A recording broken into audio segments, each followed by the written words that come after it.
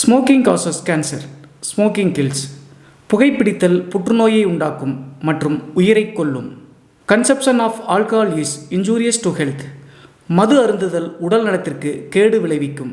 B safe, don't drink and drive. பாதுகாப்பாக இருப்பீர், மது அருந்துவிட்டு வாகனம் ஓட்டாதீர்.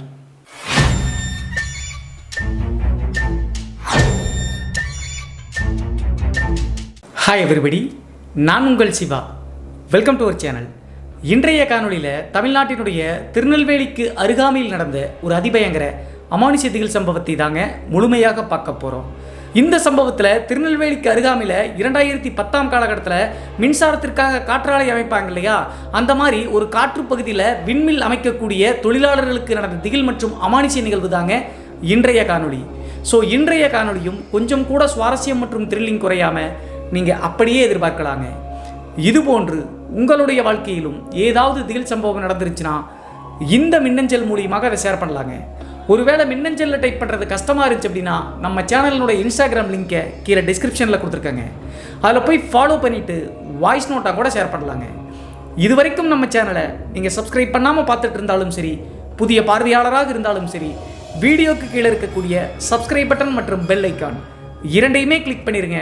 நம்ம ஷோக்குள்ளே போகலாம்.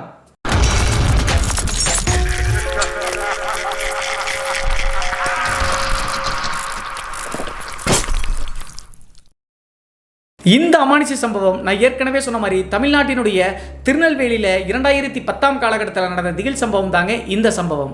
இந்த சம்பவத்தை நம்மளுக்கு மின்னஞ்சல் மூலியமாக ஷேர் பண்ணது சவுந்தர் அப்படிங்கிற நம்ம சேனலுடைய சப்ஸ்கிரைபருங்க.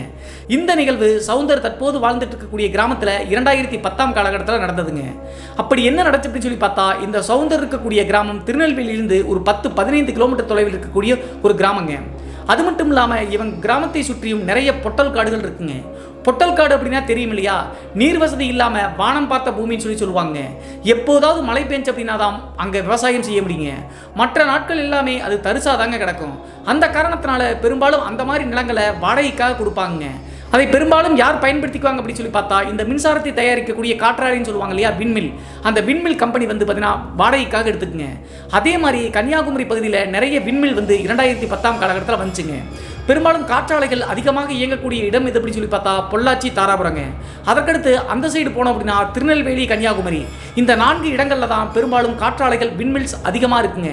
அதே மாதிரி தான் 2010 காலகட்டத்தில் இந்த சவுந்தர் இருக்கக்கூடிய கிராமத்திலிருந்து ஒரு 3 கிலோமீட்டர் தள்ளி நிறைய பொட்டல் காடுங்க. அந்த ஏரியா முழுவதுமே வானம் பார்த்த பூமி தாங்க, காஞ்சு போய் கிடக்கும். அப்படி இருக்கக்கூடிய அந்த காட்டுப்பகுதியில் 2010 ஆண்டு அந்த கிராமத்திற்கு ஒரு பெரிய அதிர்ச்சி சம்பவம் நடக்குதுங்க. என்ன ஆச்சு அப்படின்னு சொல்லி பார்த்தா, அந்த காட்டுப்பகுதிக்கு பெரும்பாலும் உள்ளூர் மக்கள் யாருமே போக மாட்டாங்க. என்ன காரணம் அப்படின்னா, அங்கே விவசாயம் கிடையாது, வேற எந்த வசதியும் கிடையாது. அதனால் அங்கே போவதற்கான வாய்ப்புகள் வந்து உள்ளூர் வாசிகளுக்கு கிடையாதுங்க. பெரும்பாலும் யார் போவாங்க அப்படின்னு சொல்லி பார்த்தா, இந்த சின்ன சின்ன பசங்க கிரிக்கெட் விளையாட, அப்புறம் இந்த பொன்வண்டு பிடிக்க, இந்த மாதிரி போவதுதாங்க வழக்கம். அதே மாதிரி 2010 காலகட்டத்தில் அந்த உள்ளூரை சேர்ந்த சின்ன சின்ன பசங்க ஒரு 5 பேருங்க உண்டிவில் அப்படின்னு சொல்லுவாங்க இல்லையா, அந்த உண்டிவில் எடுத்துட்டு காட்டுப்பகுதியில் போய் கிளி மற்றும் பறவைகளை பிடிச்சி வரலாம் அப்படின்னு சொல்லிட்டு போறாங்க. அப்படி போய் பார்க்கும்போது அந்த சின்ன பசங்களுக்கு ஒரு பெரிய ஷாக்குங்க. என்ன ஆச்சு அப்படின்னு சொல்லி பார்த்தா, நான் ஏற்கனவே சொன்ன மாதிரி கிராமத்திலிருந்து 3 கிலோமீட்டர் தள்ளி இருக்கக்கூடிய அந்த பொட்டல்காடு பகுதியில் இந்த காஞ்ச புட்கள் வந்து பார்த்தீங்கன்னா முட்டி அளவுக்கு இருக்குங்க. அந்த காஞ்சு போன புட்கள் இருக்கக்கூடிய பகுதியில் ஒரு பர்டிகுலர் ஏரியா மட்டும் தீ பிடிச்சிருக்குங்க, சாம்பலாக கிடந்திருக்கு. என்ன இங்கே மட்டும் தீ பிடிச்சிருக்கு அப்படின்னு சொல்லிட்டு அந்த பசங்க செக் பண்ணி பார்க்கும்போது அங்கே என்ன ஆச்சு அப்படின்னு சொல்லி பார்த்தா, ஒரு 20 to 21 வயது இருக்கக்கூடிய பெண்மணிங்க கருகிய நிலையில் 3/4 கருகி போயிட்டாங்க. முகமே தெரியல, கை கால்கள் மட்டும் கொஞ்சம் கொஞ்சம் பேலன்ஸ் இருக்கு. அப்படியே அழுகுன மாதிரி கிட்டத்தட்ட 1 வாரத்துக்கு மேலே ஆச்சாட்டுங்க. அந்த பெண்ணை கொடுமைப்படுத்தி கொன்றுப்பாங்களாட்டுருக்குங்க. அதற்கடுத்து அந்த பசங்க எல்லாருமே ஓடி வந்து கிராமத்தார்கிட்ட சொல்லியிருக்காங்க. அப்போது ஒட்டுமொத்த கிராமத்தாரும் போய் பார்க்கும்போது மறுபடியும் அவங்களுக்கும் ஒரு பெரிய ஷாக் தாங்க. என்ன ஆச்சு அப்படின்னு சொல்லி பார்த்தா, நான் ஏற்கனவே சொன்ன மாதிரி ஒரு 20 to 25 வயது இருக்கக்கூடிய ஒரு பெண்மணி மாதிரி தெரிகிறாங்க, மீதம் இருக்கக்கூடிய தசைகள்லாம் பார்த்து. அதே நேரத்தில் அழுகிய துர்நாற்றத்தை பார்த்து கிட்டத்தட்ட ஒரு 7 நாளைக்கு மேலே இருக்கு அப்படின்னு சொல்லிட்டு யூகிக்கிறாங்க. உடனே காவல்துறையினருக்கும் இன்ஃபார்ம் பண்ண உடனே காவல்துறையினர் வந்து செக் பண்ணி பார்க்குறாங்க. காவல்துறையினர் செக் பண்ணி பார்த்து இன்வெஸ்டிகேஷனை ஸ்டார்ட் பண்ணுறாங்க. அப்போது காவல்துறைக்கு ஒரு பெரிய தலைவலி ஆச்சு அப்படின்னே சொல்லாங்க. என்ன ஆச்சு அப்படின்னு சொல்லி பார்த்தா, அந்த பெண் வந்து கிட்டத்தட்ட 80% 90% கருகின காரணத்தினால யார் அப்படின்னு சொல்லிட்டு அடையாளமே கண்டுபிடிக்க முடியலைங்க. அதற்கடுத்து பிணக்கூராய்வுக்காக அரசு மருத்துவமனைக்கு எடுத்துகிட்டு போகிறாங்க. பிணக்கூராய்வில் மட்டும் ஒரு தகவல் ஒன்று கிடைக்குதுங்க. அது என்ன அப்படின்னு சொல்லி பார்த்தா அந்த பெண்ணை 3 பேர் சேர்த்து பாலியல் வன்கொடுமை செஞ்சு கொண்டிருக்காங்க. மேலே மட்டும்தான் கருகி போயிருக்குங்க. உள்ளே வந்து அந்த 3 பேரினுடைய அந்த செமன் சொல்லுவாங்க இல்லையா, அது இருந்திருக்கு. அதை வைத்து தான் அந்த பெண் வந்து பாலியல் வன்புணர்வு செஞ்சு கொல்லப்பட்டிருக்காங்க அப்படின்னு சொல்லிட்டு புரியுதுங்க. அதற்கடுத்து வழக்கினுடைய வேகத்தை அதிகப்படுத்தலாம் அப்படின்னு சொல்லிட்டு அந்த பெண் யார் அப்படின்னு சொல்லிட்டு கண்டுபிடிக்க முயற்சி செய்கிறாங்க. நான் ஏற்கனவே சொன்ன மாதிரி முகம் முழுவதும் கருகி போயிருந்த காரணத்தினால யார் அப்படின்னு சொல்லிட்டு அடையாளமே பண்ண முடியலைங்க. அதற்கு அடுத்த நடவடிக்கையாக சுற்று வட்டாரத்தில் இருக்கக்கூடிய காவல்துறை எல்லாத்தையுமே மிஸ்ஸிங் கேஸ் இருக்கும் இல்லையா, பெண்கள் வந்து காணாமல் போனவங்க கேஸ் கொடுத்துருப்பாங்கல்ல, அந்த கேஸை எல்லாம் எடுத்து ஒப்பிட்டு பார்க்கும்போது யாருமே வந்து பார்த்தீங்கன்னா இந்த பெண் தங்களுடைய காணாமல் போன பெண் அப்படின்னு சொல்லிட்டு சொல்லிங்க. தளர்ந்து போன காவல்துறையினருக்கு இந்த கேஸை எப்படி முடிக்கிறதே தெரியலிங்க. அதற்கு பின்பு கிட்டத்தட்ட 1.5 வருடங்கள் ஆயும் அந்த பெண் யார் அப்படின்னு சொல்லிட்டே தெரியாம கிட்டத்தட்ட 30 நாட்கள் பிணக்குறாய்வு பண்ணி அந்த பெண்ணை அரசு மருத்துவமனையில் ஃப்ரீசரில் வச்சிருக்காங்க. 30 நாளைக்கு மேலே யாருமே சொந்தம் கொண்டாடாத காரணத்தினால அரசாங்க உத்தரவின் பேரில் அந்த பெண்ணை எரியூட்டிட்டாங்க, அடையாளங்களும் மட்டும் வச்சுக்கிட்டு. 1.5 வருட காலகட்டங்கள் கழிச்சு அந்த பொட்டல்காடுக்கு சொந்தக்காரராக இருக்கக்கூடியவர் கிராமத்தில் தாங்க இருக்காரு. அவரையும் விசாரிச்சிருக்காங்க, அவருக்கும் இதுக்கும் சம்மந்தம் இல்லை, யாரோ பண்ணிட்டு போயிருக்காங்க. அப்போது யதார்த்தமாக அந்த ஏரியாவுக்கு தான் இந்த காற்றாலை பண்ணக்கூடிய விண்மில்ஸ் கம்பெனி வருதுங்க. வந்த உடனே இந்த பெண் எரிந்து கொல்லப்பட்ட அந்த இடத்த வந்து பார்த்தீங்கன்னா விண்மில்ஸ்காரங்க செலக்ட் பண்ணுறாங்க. அதே நேரத்தில் வாடகைக்காக கேட்ட காரணத்தினால அந்த காட்டு ஓனரும் வந்து பார்த்தீங்கன்னா கொடுத்துட்டாங்க. ஏற்கனவே நம்முடைய சொந்த இடத்துல அந்த பெண் இறந்து போன காரணத்தினால யாருமே இந்த பக்கம் போக மாட்டேங்கிறாங்க, விலைக்கும் வாங்க மாட்டேங்கிறாங்க. அதனால காற்றாலை கம்பெனிக்காவது கொடுத்துடலாம்னு சொல்லிட்டு முயற்சி செஞ்சு வாடகைக்காக விட்டுறாருங்க. அந்த டைமில் உள்ளூர்காரங்க நிறைய பேர் வந்து பார்த்தீங்கன்னா இங்கே ஒரு பெண் கொல்லப்பட்டாங்க அப்படின்னு சொல்லிட்டு அந்த கம்பெனிக்காரங்கிட்ட சொல்லும்போது அவங்க அதை பெரிதாக எடுத்துக்கலீங்க. பெரிய கார்பரேட் கம்பெனியாக இருக்கக்கூடிய காரணத்தினால இதெல்லாம் பெருசாக எடுத்துக்காம ஏளன சிரிப்போடு விண்மில்லை வந்து ஃபார்ம் பண்ண ஆரம்பிக்கிறாங்க. ஒரு விண்மில் எப்படி இருக்கும் அப்படின்னு தெரியுமில்ல, காற்றாலை பெரிய ராட்சச மிஷின் மாதிரி இருக்குங்க. அதற்கடுத்து அந்த கம்பெனி என்ன பண்ணுச்சு அப்படின்னா அந்த பெண் இறந்து போன கொஞ்சம் தூரம் தள்ளிங்க, ஒரு 50 அடி தள்ளி அந்த இடத்த செலக்ட் பண்ணி அந்த காற்றாலையை அமைக்க பார்க்குறாங்க. அந்த காற்றாலையினுடைய வடிவமைப்பு உருளை மாதிரி பைப்பாக மேலே போகும் இல்லையா, மேலே வந்து 3 விசிறி மாதிரி இருக்கும். அந்த பைப் மாதிரி கிட்டத்தட்ட 1 வாரம் 2 வார காலகட்டம் கழிச்சு லாரிகள்லேருந்து கொண்டு வந்து ஃபிட் பண்ணிட்டாங்க. கடைசியாக மேலே வந்து பார்த்தீங்கன்னா 3 விசிறி மாதிரி இருக்கக்கூடிய பகுதியை செட் பண்ணுவதற்காக 2 தொழிலாளர்களை என்ஜினியர்ஸ் வந்து பார்த்தீங்கன்னா மேலே போய் ரெடி பண்ணிட்டு இருக்காங்க. இது நடக்கிறது அந்த காற்றாலை ஒர்க் ஸ்டார்ட் பண்ணி கிட்டத்தட்ட 2 வாரம் 3 வாரம் கழிச்சுங்க. அப்போது 2 என்ஜினியர்களும் மேலே தீவிரமாக ஒர்க் பண்ணிட்டு இருக்காங்க. அந்த டைம் மாலை ஒரு 4 மணி 5 மணி இருக்குங்க. நிறைய கம்பெனியினுடைய ஆஃபீஸர், சூப்பர்வைசர்ஸ், மேனேஜர்ஸ் எல்லாருமே நின்று பார்த்துட்டு இருக்காங்க மேலே ஒர்க் பண்ணுறது. அதே மாதிரி இந்த காற்றாலையில் மேலே உச்சியில் நின்று ஒர்க் பண்ணுறவங்களுக்கு நிறைய சேஃப்டி டூல்ஸ் கொடுப்பாங்க. தலையில் ஹெல்மெட்டு, அதே மாதிரி அங்கேருந்து ஸ்கிப் ஆகி விழுந்தாங்க அப்படின்னா ரோப் வந்து இழுத்து பிடிச்சிக்கும்.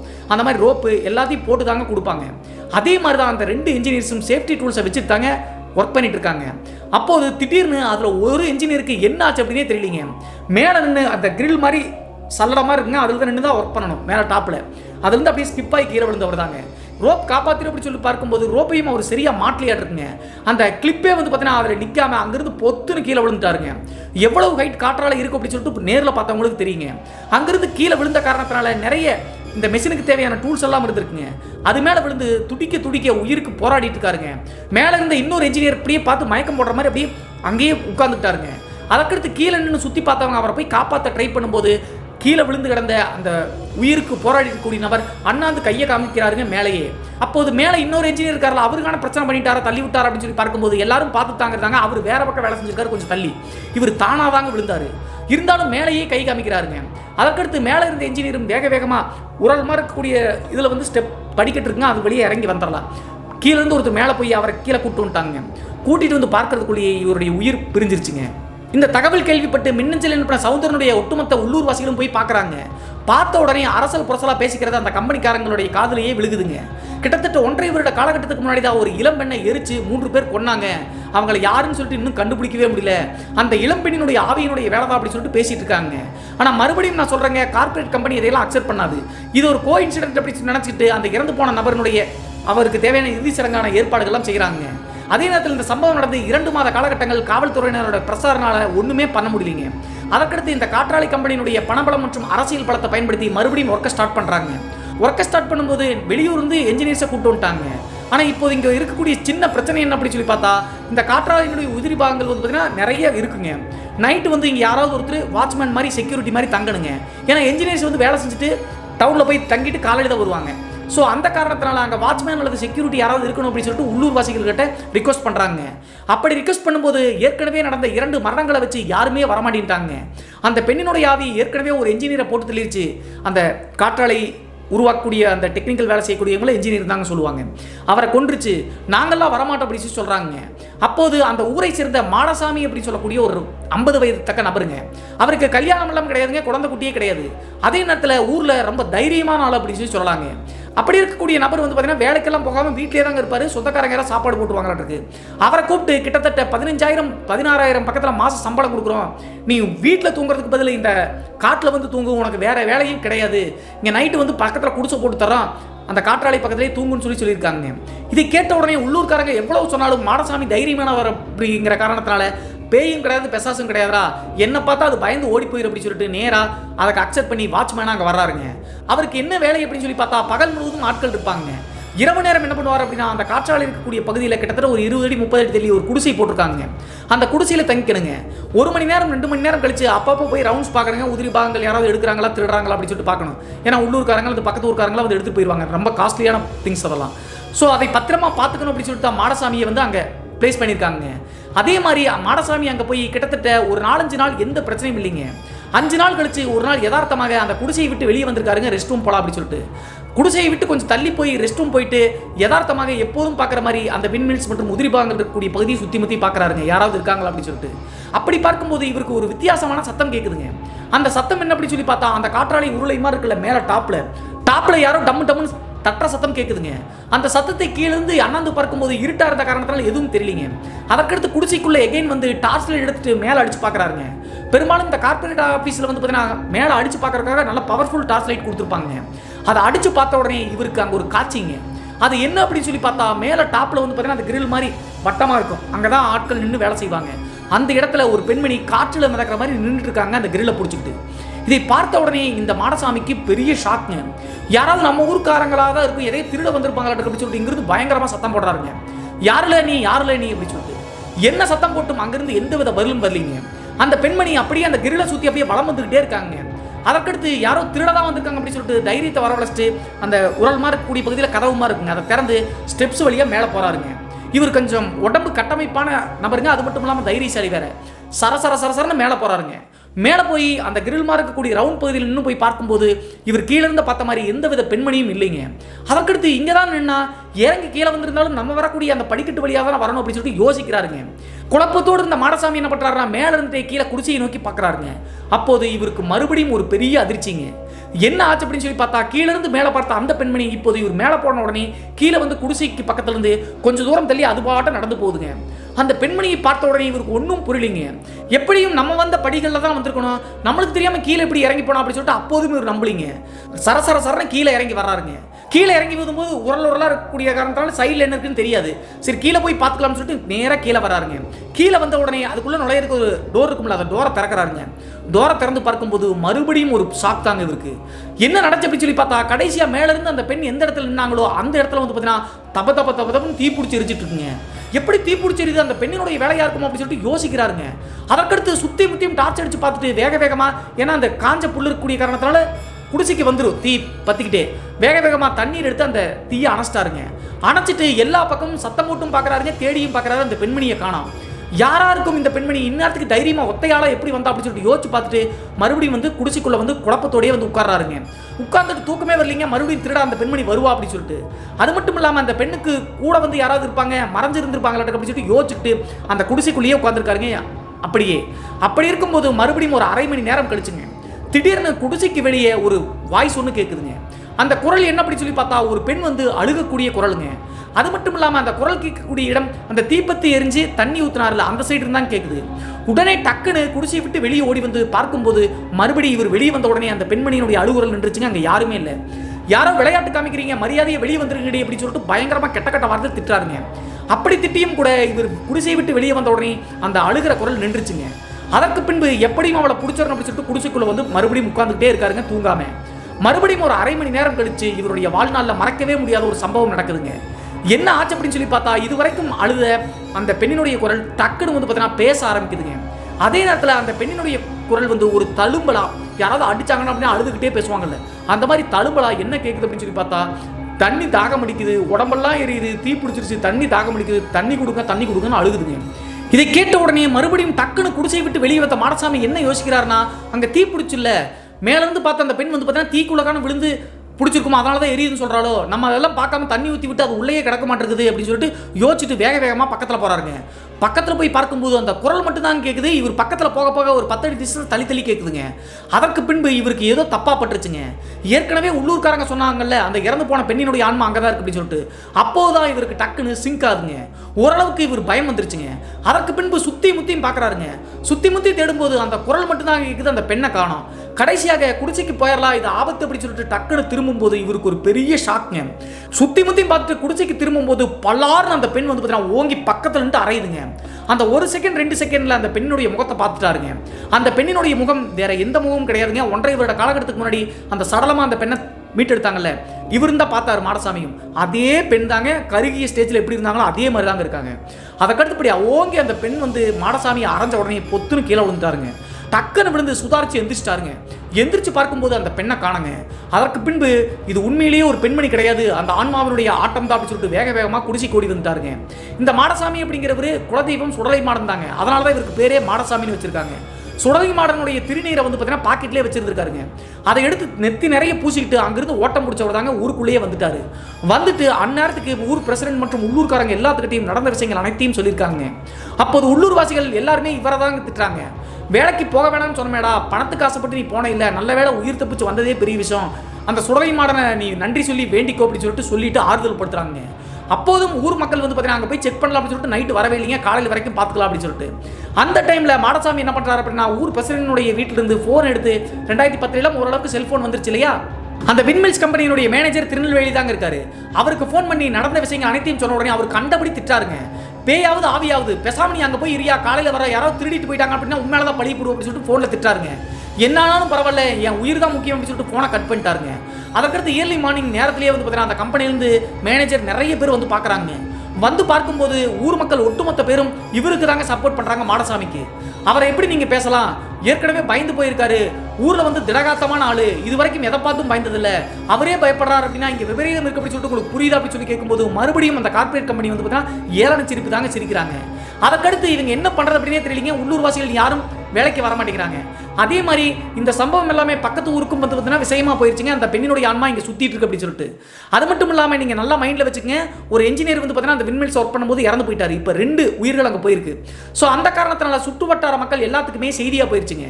அதற்கு பின்பு இந்த கார்பரேட் கம்பெனிக்கு பெரிய தலைவலி ஆயிடுச்சுங்க, எப்படி வாட்ச்மேனை போடுறது அப்படின்னு சொல்லிட்டு. அப்போது இவங்க என்ன பண்ணுறாங்க அப்படின்னா, இந்த திருநெல்வேலியில் மேனேஜர் இருக்கார்ல, அவருடைய சொந்தக்காரங்க ஒருத்தவங்க மதுரையில் இருக்காங்களாங்க. அவங்க வந்து பார்த்தீங்கன்னா ஒரு 40 வயது இருக்கக்கூடிய கணவன் மற்றும் மனைவி, அவங்க குழந்தைங்க கிடையாது. அவங்களை கூப்பிட்டா கண்டிப்பாக வந்து இருப்பாங்க. அது மட்டும் இல்லாமல் ஊர் ஊராக தங்கள் வேலையில் போய் பார்ப்பதா அவங்களுக்கு தொழில். கண்டிப்பாக 2 பேரும் வந்து வாங்க அப்படின்னு சொன்னால் வந்துருவாங்க அப்படின்னு சொன்ன காரணத்தினால சரின்னு சொல்லிட்டு கார்பரேட் கம்பெனி அக்செப்ட் பண்ணிடுங்க. அதுக்கடுத்து இந்த திருநெல்வேலி மேனேஜர் வந்து அவர் கூப்பிட்ட காரணத்தினால கணவன் மனைவி இங்கே வந்துட்டாங்க. ஏற்கனவே சொன்ன மாதிரி அவங்க 2 பேருக்குமே 40 to 45 வயசு இருக்குங்க. அதில் கணவனுடைய பெயர் வந்து பாண்டித்துறைங்க, மனைவியினுடைய பெயர் செல்வி. இவங்க 2 பேரும் தாங்க அடுத்து அந்த ஏரியாவுக்கு வந்து பார்த்தீங்கன்னா வாட்ச்மேன் மாதிரி குடும்பமாக வர்றாங்க. இங்கே வந்த பிறகு கார்பரேட் கம்பெனி வந்து பார்த்தீங்கன்னா எப்படியும் இவங்ககிட்ட சொல்லிடுவாங்க அப்படின்னு சொல்லிட்டு நடந்த விஷயங்களை அவங்களே சொல்லிட்டாங்க. அப்போது அவங்களுக்கு இருக்கக்கூடிய பெரிய தைரியம் என்ன அப்படின்னா, நிறைய இடத்துல தங்கள் வேலை பார்த்துருக்காங்க. இந்த மாதிரி நிறைய பிரச்சனைகளை பார்த்துட்டோம், நாங்கள் பார்த்துக்கிறோம் 2 பேருக்கும் அப்படின்னு சொல்லி சமாளிச்சிட்டாங்க. அதே நேரத்தில் இந்த விண்மில்ஸ் கம்பெனி வந்து பார்த்தீங்கன்னா அவங்களுக்கு அட்வான்ஸ் தொகையை ரொம்ப உயர்த்தி கொடுத்துருக்காங்க. பணம் அதிகமாக கொடுக்குறாங்களே, நம்ம இங்கே எப்படியாவது இருந்துடணும் அப்படின்னு சொல்லிட்டு முடிவெடுத்து கணவன் மனைவி தங்க ஆரம்பிக்கிறாங்க, பாண்டித்துறை மற்றும் செல்வி. ஆனால் அந்த கணவன் மனைவி அங்கே வந்து அன்றைய நாள் இரவே வந்து பார்த்தீங்கன்னா ஒரு பெரிய பயங்கரம் நடந்துச்சுங்க. என்ன ஆச்சு அப்படின்னு சொல்லி பார்த்தா, வந்த உடனே இந்த மேனேஜர் என்னென்ன வேலை செய்யணும் அப்படின்னு சொல்லி கொடுத்துருக்காங்க. அப்போது ஓரளவுக்கு வந்து பார்த்தீங்கன்னா அந்த இறக்கைகள்லாம் மாட்டி அப்போது தான் விண்மில்ஸ் வந்து ஓட ஆரம்பிக்குதுங்க. பெரும்பாலும் இந்த விண்மில்ஸ் வந்து பார்த்தீங்கன்னா ஸ்டார்டிங்கில் வந்து ஓட விடும்போது 1 மணி நேரத்துக்கு ஒரு முறையோ 2 மணி நேரத்துக்கு ஒரு முறையோ ரீடிங் எடுக்கணுங்க, எவ்வளோ பவர் எடுக்குது அப்படின்னு சொல்லிட்டு. அதையே வந்து பார்த்தீங்கன்னா இந்த பாண்டித்துறைக்கும் சொல்லி கொடுத்துட்டு போயிருக்காருங்க. நைட்டு 1 மணி நேரம் 2 மணி நேரம் கழிச்சு அந்த பவர் ரூம்னு சொல்லுவாங்கல்ல, கீழே இருக்கக்கூடிய ஒரு தனி ரூம் இருக்கும், அந்த ரூமை திறந்து வந்து பார்த்தீங்கன்னா யூனிட் வந்து கால்குலேஷன் இருக்கும், அதை எழுதி வை அப்படின்னு சொல்லியிருக்காங்க. அன்றைய நாள் இரவு சாப்பிட்டு முடிச்சுட்டு கணவன் மனைவி தூங்க ஆரம்பிக்கிறாங்க. தூங்கினவங்க நைட்டு ஒரு 2 மணி இருக்குங்க. இந்த கணவர் பாண்டித்துறை அப்படிங்கிறவர் எந்திரிச்சு குடிசையை விட்டு வெளியே வந்து அந்த பவர் ரூமில் போய் ரீடிங் எடுக்கிறாருங்க. ரீடிங் எடுத்து நோட்டை அங்கேயே வச்சுட்டு திரும்பி வந்து பார்த்தீங்கன்னா குடிசைக்கு வரலாம்னு சொல்லிட்டு வரும்போது பீடி குடிச்சிட்டே வந்துட்டு இருக்காருங்க. அப்போது குடிசைக்கு பக்கத்தில் வந்த உடனே இவர் ஒரு காட்சியை பார்க்குறாருங்க. அது என்ன அப்படி சொல்லி பார்த்தா, குடிசைக்குள்ளே இவர் நுழையவே இல்லைங்க. குடிசையை விட்டு ஒரு 10 அடி தள்ளி இவங்களுடைய மனைவிங்க, அந்த பெண் வந்து பார்த்தீங்கன்னா கொல்லப்பட்ட அந்த எரிஞ்சு போன நிலையில் இருந்த இடம் இருக்குல்ல, அந்த இடத்துல வந்து பார்த்தீங்கன்னா ஆப்போசிட்டில் பார்த்த மாதிரி நின்றுட்டு ரெஸ்ட் ரூம் போயிட்டு இருப்பாங்களான்னு இருக்குங்க. அதை வந்து இந்த பாண்டித்துறை அப்படிங்கிற ஒரு டார்ச் அடிச்சு பார்த்துறாருங்க. அப்போது மனைவியை கண்டபடி திட்டாருங்க. அங்கே நிறைய காஞ்சு போன புட்கள்லாம் இருக்குது, பாம்பு பூச்சின்னு சொல்லிட்டு இருக்கும், எதுக்காக டார்ச் எடுத்துகிட்டு போகாமல் இருந்து அப்படின்னு சொல்லிட்டு கேட்குறாருங்க. ஆனால் எந்த வித ரெஸ்பான்ஸும் இல்லாமல் அப்படியே முதுக மட்டும்தாங்க இவருக்கு தெரியுது. ஆப்போசிட்டை பார்த்த மாதிரி அவங்களுடைய மனைவி ஸ்டன்னான மாதிரி நிற்கிறாங்க. என்னடா எந்த பதிலும் பேச மாட்டேங்கிறாரு அப்படின்னு சொல்லிட்டு வர வரைக்கும் வெயிட் பண்ணலாம்னு சொல்லிட்டு பீடியை குடிச்சிட்டு அந்த குடிசைக்கு வெளியே நிற்கிறாருங்க. கிட்டத்தட்ட 10 நிமிடம் ஆடுதுங்க. அப்படியே சிலை மாதிரி அதே இடத்துல நிற்கிறாங்க, மூவ் ஆகாம. அந்த டைம்ல என்னடி ஆச்சு, வாடி வாடி அப்படின்னு சொல்லும்போது எந்த வித பதிலும் பேசலைங்க. அதற்கு பின்பு இவளுக்கு ஏதோ ஆயிடுச்சு அப்படின்னு சொல்லிட்டு இவரே மனைவி நிற்கக்கூடிய இடத்தை நோக்கி நடந்து போறாருங்க. பக்கத்தில் நெருங்கி இவர் போக போக அந்த மனைவி வந்து பார்த்தீங்கன்னா ஆப்போசிட் சைடு நோக்கி மூவ் ஆகி நடக்க ஆரம்பிக்கிறாங்க. இதை பார்த்த உடனே அங்கிட்ட எங்கடி போற, பூச்சி புழுகான இருக்கும் அப்படின்னு சொல்லிட்டு கத்தறாருங்க. எவ்வளவு சொல்லியும் அவங்களுடைய மனைவி வந்து கேட்காம ஆப்போசிட் சைடு நோக்கி நடந்து போயிட்டே இருக்காங்க. அந்த பெண் போகக்கூடிய பகுதி எது அப்படின்னு சொல்லி பார்த்தா 1.5 வருட காலகட்டத்துக்கு முன்னாடி கொல்லப்பட்ட ஒரு பர்டிகுலர் இடத்துல போட்டு போனாங்களா, அந்த இடத்தை நோக்கி தாங்க நடந்து போயிட்டு இருக்காங்க. அது அப்புறம் தான் அவங்களுக்கு தெரிஞ்சு. அப்போது என்ன ஆச்சு, இவளுக்கு பிரம்ம பிடிச்ச மாதிரி தூக்கத்தாக நடக்கிறாள் அப்படின்னு சொல்லிட்டு பக்கத்தில் நெருங்கி போனதாங்க. பக்கத்தில் நெருங்கி போய் தோள்பட்டை தொடலாம்னு சொல்லிட்டு முயற்சி செஞ்சதுதாங்க. டக்குன்னு அப்படியே ஆப்போசிட்ல முதுகு தான் இது வரைக்கும் தெரிஞ்சிச்சு. ஆப்போசிட்ல திரும்பி எப்படி வந்து பார்த்தீங்கன்னா மாடசாமி அப்படிங்கிற அந்த உள்ளூர்வாசி பெரியவர் அடிச்சோ அதே மாதிரி ஓங்கி பலார்னு அரைஞ்சிருக்குங்க. அரைஞ்ச உடனே சுருண்டு விழுந்துட்டாருங்க இந்த பாண்டித்துரை அப்படிங்கிறவர். அது மட்டும் இல்லாமல் மாடசாமி பார்த்த மாதிரி அந்த 1 செகண்ட் 2 செகண்ட்ல அது தன்னுடைய மனைவி கிடையாது அப்படின்னு சொல்லிட்டு புரிஞ்சிச்சுங்க. அது மட்டும் இல்லாமல் அந்த பெண்ணினுடைய முகத்தோற்றம் முழுவதுமே அப்படியே வெந்து போய் தீயில கருகினமா இருக்குங்க. அதற்கடுத்து சுதாரிச்சுக்கிட்ட பாண்டித்துரை இது நம்முடைய மனைவியே கிடையாது அப்படின்னு சொல்லிட்டு வேக வேகமாக ஓட்டம் முடிச்சு குடிசைக்கு ஓடி வராருங்க. அப்படி குடிசைக்குள்ள ஓடி வந்து பார்க்கும்போது அவர் நினைச்ச மாதிரியே அவங்களுடைய மனைவி ஆழ்ந்த தூக்கம் தூங்கிட்டு இருக்காங்க. அதற்கடுத்து பயந்து போன பாண்டித்துரை என்ன பண்ணியிருக்காரு அப்படின்னா, பெரும்பாலும் மதுரைக்காரங்க எல்லாமே இஷ்ட தெய்வம் குலதெய்வம் பாண்டி முனியையாவை தான் வச்சுக்குவாங்க. அந்த பாண்டி முனியையாவுடைய ஃபோட்டோவை வந்து வச்சிருக்காங்க சாமி கும்பிடுவதற்காக. அந்த ஃபோட்டோவை எடுத்து கட்டி பிடிச்சிட்டு தன்னுடைய மனைவியை எழுப்பவே இல்லைங்க. ஏன்னா வந்து முதல் நாள் தான் ஆச்சு. அது மட்டும் இல்லாமல் காலையில் தான் பெரிய வீரன் மாதிரி பேசிட்டோம், என்ன பிரச்சனை இருந்தாலும் நாங்கள் பார்த்துக்கோ, நீங்கள் போங்க, இந்த மாதிரி நிறைய இடங்களில் போயிருக்கோம் அப்படின்னு சொன்னாங்க. அதே நேரத்தில் நிறைய பணத்தையும் வாங்கி கடனில் செட்டில் பண்ணிட்டாங்க. ஸோ இங்கிருந்து கம்பெனிக்காரங்கிட்ட இருந்து தப்பிக்க வாய்ப்பே கிடையாதுங்க. அந்த காரணத்தினால மனைவி கிட்ட சொன்னால் பயந்துருவாங்க அப்படின்னு சொல்லிட்டு குடிசையினுடைய ஒரு சைடு பகுதியில் பாண்டி முனியையாவோட ஃபோட்டோவை இருக்க பிடிச்சிட்டு விடிய விடிய தூங்காமே இருந்திருக்காருங்க. காலையில் எந்திரிச்ச உடனே குடிசைக்குள்ள இருந்த அந்த பாண்டி முனியையாவோட சாமி படத்தை வந்து குடிசைக்கு வெளியே மாற்றாருங்க. அப்போது அவங்களுடைய மனைவி வந்து என்னையாச்சு, சாமி படத்தை ஏன் வெளியே மாற்ற, உள்ள ஏதாவது குடிசைக்குள்ள நுழைகிற இடத்துல பக்கத்தில் மாட்டியிருக்காரு. அப்போது ஏதாவது துர்சக்தி வந்துச்சு அப்படின்னா வாசப்படிய வழியாக தான் வரணும், அதனால தான் இங்கே மாட்டியிருக்கு அப்படின்னு சொல்லியிருக்காருங்க. அப்போது அவங்களுடைய மனைவி பார்த்து சிரிச்சிருக்காங்க. என்னையா எதையாவது பார்த்து பயந்துரியா அப்படின்னு சொல்லி கேட்கும்போது அதெல்லாம் ஒன்றும் இல்லை, என்ன யார் என்ன பண்ண முடியும் அப்படின்னு சொல்லிட்டு அந்த சாமி படத்தை மாட்டிட்டாருங்க. அது மட்டும் இல்லாமல் அடுத்த நாள் இரவுலேருந்து இவர் டெய்லி தூங்கும்போது பாண்டி முனியையாவுடைய திருநீர் எடுத்து குடிசையினுடைய அந்த கேப் இருக்கும்ல அதில் கோடு மாதிரி போட்டுட்டு இருந்திருக்காருங்க. இது எல்லாத்தையுமே அவங்களுடைய மனைவி நோட் பண்ணியிருக்காங்க. இவர் சொன்ன மாதிரி நிறைய இடத்துல தங்கியிருக்காருங்க, இந்த மாதிரி எங்கேயுமே பயந்தது கிடையாது. ஆனால் திருநீரை போட்டதை பார்த்துட்டு அவங்களுடைய மனைவி திருப்பி கேள்வி கேட்டிருக்காங்க. ஆனால் எதுக்குமே வந்து அசராம அப்படிலாம் ஒன்றும் இல்லடி பேசாமல் படுத்துங்க, நம்மளுடைய சேஃப்டிக்காக அப்படின்னு சொல்லிட்டு படுத்து தூங்கிட்டு இருக்காருங்க. இந்த சம்பவத்திலிருந்து ஒரு 3 நாள் 4 நாள் எந்த பிரச்சனையும் இல்லைங்க. 4வது நாள் இரவு நடந்தது தான் இன்னும் ஒரு பயங்கரமாக விஷயம் சொல்லலாங்க. இவங்க 2 பேரும் வந்து பார்த்தீங்கன்னா மளிகை சாமானை வாங்கணும் அப்படின்னா அந்த மாடசாமி பெரிய ஐயா இருந்தார்ல அந்த ஊருக்குள்ளே தான் போய் மளிகை சாமானை வாங்கிட்டு வர்றாங்க. அங்கே போய் ஒரு மளிகை கடைக்காரரோட நல்லா பழகிட்டாங்க 4 நாள்லேயே. அவரும் எவ்வளவோ சொல்லியிருக்காங்க, நீங்கள் தனியாக இருக்கீங்க, இங்கே ஏற்கனவே இவருக்கு இந்த பிரச்சனை நடந்திருக்கு, நீங்கள் இருக்க வேணாம்னு சொல்லியிருக்காங்க. இவருக்குள்ள பயம் இருந்தாலும் கூட பணத்தை வாங்கிட்டோம் அப்படின்னு சொல்லிட்டு வேற வழி இல்லாமல் தன்னுடைய மனைவி கிட்ட சொல்லாமையே அப்படி இருந்திருக்காருங்க. அதே நேரத்தில் இவருடைய பாதுகாப்புக்காக அந்த மளிகை கடைக்காரருடைய செல் நம்பரை வாங்கிட்டாங்க வந்திருக்காரு. இவரும் ஒரு பட்டன் செல் வச்சிருந்திருக்காருங்க. 2010 காலகட்டத்தில் எல்லாம் ஓரளவுக்கு பட்டன் செல்ஸ் வந்து பார்த்தீங்கன்னா நிறைய பேத்துக்கிட்டு இருந்துச்சுங்க. டச் செல்ஸே வந்துருச்சு, ஆனால் பட்டன் செல்ஸ் வந்து பார்த்தீங்கன்னா மேக்ஸிமம் நிறைய பேத்துக்கிட்டு இருந்துச்சு. அதே மாதிரி அங்கே ஒர்க்குக்கு வந்து 4வது நாள் இரவு என்ன பண்ணுறாங்க அப்படின்னா குடிசையில் போய் கோழி ஒன்று வந்து பார்த்தீங்கன்னா நாட்டுக்கோழி பிடிச்சி வந்து சமைச்சு வந்து கறியெல்லாம் சாப்பிட்டு நைட்டு தூங்குறாங்க. நைட்டு தூங்கும்போது அவங்களுடைய மனைவி பாய விரிச்சு படுத்து தூங்குறாங்க. இவர் என்ன பண்ணுறாருன்னா கடைசியாக தூங்குறதுக்கு முன்னாடி ஒரு 10 மணி 10:30 மணிக்கு பவர் யூனிட் செக் பண்ணுவாருங்க. செக் பண்ணிட்டு திரும்ப வரும்போது தன்னுடைய மனைவி கிட்ட வந்து பார்த்தீங்கன்னா கணவன் மனைவியாக இருப்பாங்க இல்லையா, அந்த மாதிரி ட்ரை பண்ண 2 பேரும் முயற்சி செய்கிறாங்க. ஒரு 5 நிமிடத்திலேயே நார்மலாக இருந்த அவங்களுடைய மனைவி ஆக்ரோஷமாக பாண்டித்துறையை தாக்க ஆரம்பிச்சிட்டாங்க. அந்த தாம்பத்தியத்தில் இருக்கும்போது கைகாலெல்லாம் பிறண்டி விட்டு என்னை விடு என்னை எரிச்சிடாத, என்னை விட்டு உன்னை நம்பி தானே வந்தேன் அப்படின்னு சொல்லிட்டு அவங்களுடைய மனைவி இப்படி பேசுகிறாங்க. ஒன்றுமே புரியலிங்க பாண்டித்துறைக்கு. கல்யாணமாகி கிட்டத்தட்ட 15 வருஷம் 20 வருஷம் ஆச்சு, இப்போ இப்படி பேசுகிறாள் அப்படின்னு சொல்லிட்டு ஒன்றும் புரியாமல் அவங்களுடைய மனைவியை தாக்கு பிடிக்கவே முடியலைங்க. அது மட்டும் இல்லாமல் அவங்களுடைய மனைவி வித்தியாசமாக நடந்துக்கிறாங்க. அவருடைய பனியன் அப்புறம் அவருடைய முகத்தையெல்லாம் நகைக்கீரலை கீறி விட்டு தப்பிக்க பார்க்குறாங்க. அதே நேரத்தில் என்னாச்சு செல்வி அப்படின்னு சொல்லி கேட்கும்போது குடிசையிலிருந்து கொஞ்சம் தூரம் ஓடி போய் தள்ளி நின்றுட்டு இவரை பார்த்து பயப்படுறாங்க. என்னை எரிச்சிடாத, தீப்பத்தை வச்சு கொன்றாத, எனக்கு பயமாக இருக்குது, எனக்கு வேண்டாம், என்னை விட்டு உன்னை நம்பி தானே வந்த அப்படின்னு சொல்லி சொல்லுதுங்க. அப்போது இந்த பாண்டித்துறைக்கு டக்குன்னு புரிஞ்சிச்சுங்க. முதல் டைம் வந்து பார்த்தீங்கன்னா அந்த பெண் மாதிரி இந்த ஆன்மா வந்து நம்மளை அரைஞ்சில்ல, அந்த பெண்ணினுடைய ஆன்மா நம்முடைய மனைவியினுடைய உடம்புல இறங்கிருச்சு அப்படின்னு சொல்லிட்டு உடனே அந்த பாண்டி முனீஸ்வரனுடைய திருவுருவ படத்தை வந்து பார்த்தீங்கன்னா கையில் வச்சுக்கிட்டு மளிகை கடைக்காரருக்கு ஃபோன் பண்ணிட்டாருங்க. அழுன்னு அழுகிறாருங்க. தயவு செய்து நீங்கள் வந்து எங்களை காப்பாற்றுக்க அப்படின்னு சொன்ன காரணத்தினால ஊர் பிரசிடென்ட் சொல்லி கிட்டத்தட்ட ஒரு 20-30 பேர் ஆண்கள்லாம் நேரம் இங்கே வந்துட்டாங்க. வந்து பார்க்கும்போது இந்த பெண் வந்து பார்த்தீங்கன்னா ஒரு ஓரமாக அந்த பெண்ணை கொன்று போட்டாங்கல்ல அந்த இடத்துல வந்து பார்த்தீங்கன்னா உட்காந்துருக்குங்க அரைகுறை ஆடையோடு. ஏன்னா அவங்க தாம்பத்தியத்தில் இருந்தாங்க, நிறைய கிழிச்சுக்கிட்டாங்க. அப்படி பார்க்கும்போது என்னையா ஆச்சு அப்படின்னு சொல்லி கேட்கும்போது ஒன்று விடாமல் சொல்லிட்டாருங்க, வேற வழி கிடையாது. அப்போது ஊர்க்காரங்களுக்கு புரிஞ்சிச்சுங்க. அந்த நேரத்தில் நீ யாருமா, 1.5 வருஷம் ஆச்சு, உன்னை கொன்னவங்களை கூட கண்டுபிடிக்காம காவல்துறையினர் கஷ்டப்படுறாங்க, உனக்கு என்ன ஆச்சு அப்படின்னு சொல்லி கேட்கும்போது ஓன்னு அழுதுட்டு சொல்லுதுங்க. அந்த பெண் வந்து பார்த்தீங்கன்னா யாருன்னே சொல்ல மாட்டேங்குதுங்க.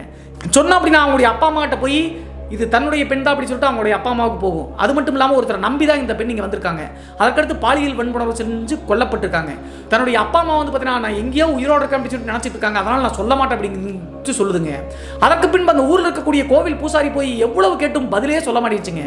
அப்போது கடைசியாக பஞ்சம் பிழைக்க வந்த இந்த பெண்ணை ஏமா இந்த பாடுபடுத்துற, தயவு செய்து இவளை விட்டுரு அப்படின்னு சொல்லும்போது ஒன்று விடாமல் சொல்லுதுங்க. என்ன ஆச்சு அப்படின்னு சொல்லி பார்த்தா அந்த என்ஜினியரை முதல் முறை போட்டு தள்ளுனது இந்த பெண்ணினுடைய ஆன்மா தாங்க. அந்த பெண்ணுடைய ஆன்மா என்ன நினைச்சு அப்படின்னா ஆண்கள் அப்படின்னாவே இந்த மாதிரி தப்பானவங்களா தான் இருப்பாங்க அப்படின்னு சொல்லிட்டு நினைச்சுக்கிச்சுங்க. ஆனால் அது ஒரு விஷயத்தை மட்டும் சொல்லுதுங்க, ஏதோ ஒரு வாலிபரை காதலிச்சிருக்குங்க. அந்த காதல் கூப்பிட்ட காரணத்தால தாங்க இந்த ஏரியாவுக்கு வந்திருக்கு. ஆனால் அந்த வாலிபர் வந்து பார்த்தீங்கன்னா கல்யாணம் பண்ணக்கூடிய ஐடியாவிலே இல்லைங்க. மீதம் இருக்கக்கூடிய 2 நண்பர்களை கூப்பிட்டு வந்து 3 பேரும் சேர்ந்து பாலியல் சித்திரவதை பண்ணி வன்கொடுமை பண்ணி கடைசியாக வெளியே விட்டோம் அப்படின்னா நம்மளுக்கு பிரச்சனை அப்படின்னு சொல்லிட்டு எரிச்சு கொண்டிருக்காங்க. அதனால தான் பிணக்கூராய்வு ரிப்போர்ட்டில் வந்து பார்த்தீங்கன்னா அந்த 3 பேருடைய செமன் ரிப்போர்ட் வந்திருக்குங்க. இதை மட்டும் தாங்க சொல்லுது, தான் யாருன்னு சொல்ல மாட்டேங்குது, அந்த 3 பேர் யாருன்னு சொல்ல மாட்டேங்குது. ஏன்னா அவங்கள சொன்னாலும் கண்டிப்பாக கண்டுபிடிச்சிருவாங்க அப்படின்னு சொல்லிட்டு. அதற்கடுத்து என்ன சொல்லுது அப்படின்னு சொல்லி பார்த்தா இந்த பாண்டித்துறை அப்படிங்கிற இருக்காருல்ல, கணவன் மனைவியாக இருக்கும்போது டக்குன்னு வந்து பார்த்தீங்கன்னா இந்த பெண்ணையும் ஒரு சீரழிக்கு தான் பார்க்குறாரு அப்படின்னு சொல்லிட்டு அந்த மூர்க்கத்தனமாக தான் நினைக்கும். அந்த காரணத்தினால தான் டக்குன்னு பொசஸ் பண்ணி என்னை விட்டு என்னை எரிச்சிராத அப்படின்னு சொல்லிட்டு சொல்லியிருக்குங்க. அதற்கு பின்பு பாண்டித்துறை காலையே விழுந்து அழுதுருக்காருங்க. எனக்கு குழந்தைகள் இல்லைனாலும் கூட என்னுடைய மனைவி என்ன குழந்தையாகவும் நான் அவளை குழந்தையாகவும் நினச்சிட்டு இருக்கேன், தயவு செய்து எங்களுடைய உயிருக்கு எந்தவித ஆபத்தும் இல்லாமல் பண்ணு அப்படின்னு சொல்லி கேட்டதுனால மனசு இறங்கி போயிடுச்சுங்க. 3 பேரில் 2 பேர்த்த நான் தீர்த்து கட்டிட்டேன், இன்னும் ஒருத்தர் இருக்கான், அவனை 3 மாதத்தில் தீர்த்து கட்டிடுவேன், நான் இந்த பெண்ணினுடைய உடம்புலேருந்து போயிடுறேன், இனிமேல் யாருக்கும் எந்தவித தொந்தரவும் பண்ண மாட்டேன் அப்படின்னு சொல்லிட்டு வாக்கு அந்த பூசாரி கிட்ட சத்திய வாக்கு கொடுத்துட்டு விலகி போயிருச்சாங்க. அதே நேரத்தில் அந்த ஆன்மா என்ன சொல்லுது அப்படின்னு சொல்லி பார்த்தா நான் எங்கே சுற்றினாலும் கடைசியாக இந்த இடத்துக்கு தான் வந்து சேர்றேன், இங்கே தான் என்னுடைய உயிர் பிரிஞ்சு, அதனால தான் நான் இங்கே வந்து நிற்கிறேனோ என்ன அப்படின்னு சொல்லி தெரியல, எனக்கு மோட்சமும் கொடுக்க வேணாம், மோட்சம் கொடுத்துட்டு அப்படின்னா அவன் தப்பிச்சிருவா ஒருத்தன், அதனால் நான் இப்படியே இந்த பூலோகத்தில் ஆவியாக கஷ்டப்பட்டு தெரிஞ்சாலும் அவளை கொல்லாமல் விடமாட்டேன் அப்படின்னு சொல்லிட்டு இந்த பெண்ணினுடைய உடம்புலேருந்து நீங்கி போயிடுச்சாங்க. இப்படி பேசும்போது அந்த ஊரில் இருக்கக்கூடிய ஆண்கள் எல்லாத்துக்குமே தெரிஞ்சிருக்குங்க. 2010 காலகட்டத்தில் நடந்த சம்பவத்தை ஒட்டுமொத்த ஊர்க்காரங்களுக்கும் தெரியுமாமங்க. இந்த சம்பவத்தில் நாம தெரிஞ்சுக்க வேண்டியது என்ன அப்படின்னு சொல்லி பார்த்தா எவ்வளவோ விஷயங்கள் இருக்குங்க துரோகம் பண்ணுவதற்கு. ஆனால் காதல் நட்பு இந்த 2 மட்டும் வச்சு ஒரு ஆணையும் சரிங்க ஒரு பெண்ணையும் சரி இந்த மாதிரி கொடுமையாக பண்ணுறது ரொம்ப தவறுங்க. காதல் நட்பு அப்படிங்கிற பெரிய அந்த வார்த்தைகளுக்கு அர்த்தமே இல்லாமல் போயிருங்க. அது மட்டும் இல்லாமல் அந்த பெண்ணை சீரழித்து கொன்ற அந்த 3 பேரும் இந்த சமுதாயத்திற்கு கேடானவர்கள் தாங்க. அவங்க கண்டிப்பாக கொல்லப்படுவது நல்லது தாங்க. அதே நேரத்தில் காதலிக்கக்கூடிய ஆணாக இருந்தாலும் பெண்ணாக இருந்தாலும் சரிங்க, தனிமை கழிப்பதற்காக காட்டுக்குள்ளே போகிறது, அப்புறம் ஆட்களே இல்லாத இடத்துக்கு நடமாட்டமாகிறது, இந்த மாதிரி போனீங்க அப்படின்னா இந்த மாதிரி விபரீதத்தில் மாற்றி அரக்கர்களால் பாதிக்கப்பட்டு இறக்கம் கூட வாய்ப்பு இருக்குங்க. அதனால் தனிமையான இடங்களுக்கு காதலர்கள் தேடி போக வேணாங்க. மிக முக்கியமாக பெண்கள் தாங்க கேர்ஃபுல்லாக இருக்கணும். இந்த மாதிரி போகும்போது ஆண்கள் தப்பிச்சுக்குவாங்க, பெண்கள் தான் மாட்டிக்குவாங்க. ஸோ பெண்கள் சமுதாயம் ஈக்குவலாக வர வரைக்கும் கொஞ்சம் சேஃப்டியாக இருந்துக்கணுங்க. ஆண்களும் கொஞ்சம் கண்ணியமாக மரியாதையாக நடந்துக்கணும். எல்லா பெண்ணையும் வந்து காமமோகத்தோடையே பார்க்கக்கூடாதுங்க. நம்ம வீட்லேயும் அக்கா தங்கச்சிக்கு இருக்காங்க அப்படின்னு சொல்லிட்டு யோசிச்சு அப்படின்னா இந்த மாதிரி விபரீதத்தில் ஈடுபட மாட்டோம் அப்படின்னு சொல்லிட்டு சொல்லி முடிச்சு இன்றைய காணொலியை முடிச்சுக்கிறேங்க. இன்றைய காணொலி பற்றிய உங்களுடைய கருத்து என்ன அப்படின்னு சொல்லிட்டு மறக்காம கமெண்ட் பாக்ஸில் கமெண்ட் பண்ணுங்க. இது போன்று உங்களுடைய வாழ்க்கையிலும் ஏதாவது திகில் சம்பவம் நடந்துருச்சுன்னா இந்த மின்னஞ்சல் மூலியமாக ஷேர் பண்ணலாங்க. ஒருவேளை மின்னஞ்சலில் டைப் பண்ணுறது கஷ்டமாக இருந்துச்சு அப்படின்னா நம்ம சேனலினுடைய இன்ஸ்டாகிராம் லிங்கை கீழே டிஸ்கிரிப்ஷனில் கொடுத்துருக்காங்க, அதில் போய் ஃபாலோ பண்ணிவிட்டு வாய்ஸ் நோட்டாக கூட ஷேர் பண்ணலாங்க. மீண்டும் ஒரு த்ரில்லிங்கான அமானுஷ எபிசோடுடன் உங்களை சந்திக்கும் வரை நான் உங்கள் சிவா.